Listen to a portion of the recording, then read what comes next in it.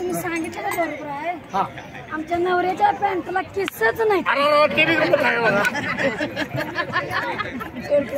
किस्साच्या नवऱ्याच्या पॅन्टला नाही पॅक केलाय.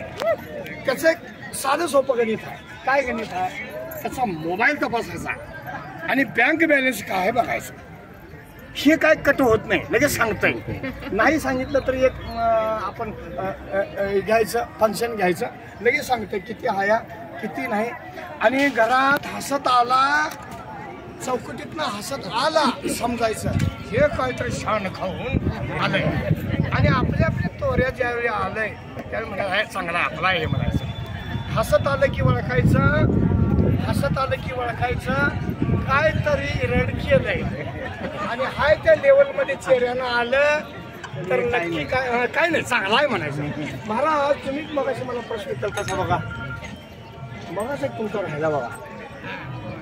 लगीन झालेल्या पोरी ओळखता येत्या. हिने मगाशी प्रश्न केलं हो.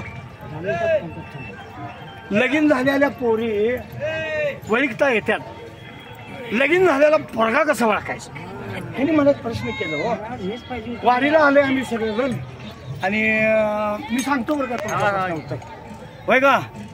हे कुंभार भाऊजी तुम्ही सगळं कसं मला लगीन झालेल्या पोरी ओळखता येतात, लगीन झालेला पोरगा कसा ओळखायचा. लगीन झालेल्या पोरी ओळखता येते ह्याचं कारण काय? बांगड्या, दागिनं, साडी, अगदी मॅचिंग, पार्लर, अगदी मेकअप, फाउंडेशनपासून सगळं मेकअप. लगीन झालेली मुलगी ओळखता येत्या. लगीन झालेला पोरगा कसा ओळखायचा? लगीन झालेला पोरगा ओळखायचा असं सोपं आहे. ज्याचा चेहरा आत पडलाय असा झालाय